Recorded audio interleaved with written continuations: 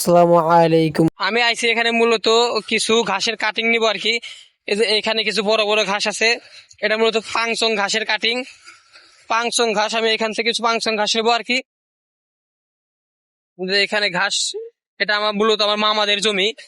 এখান থেকে কিছু ঘাসের কাটিং নিব আর কি।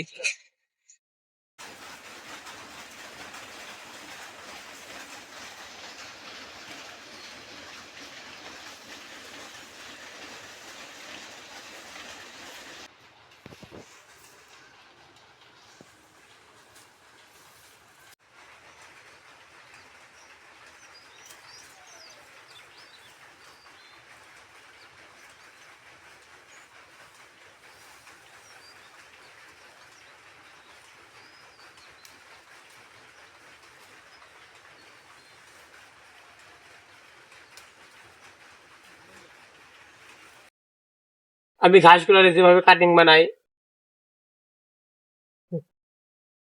ভাবে 2 গিট রাখি।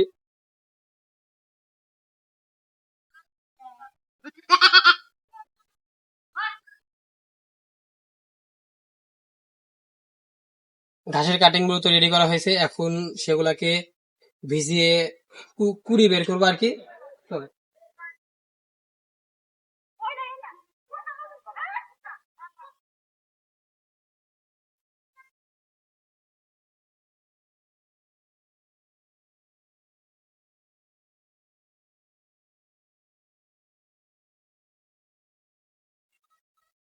এই যে মূলত ঘাসের কাটিং 2 গিট করে রাখছি, এটা কুড়ি বের হবে ইনশাল্লাহ। কুড়ি বের হওয়ার পরে লাগাবো।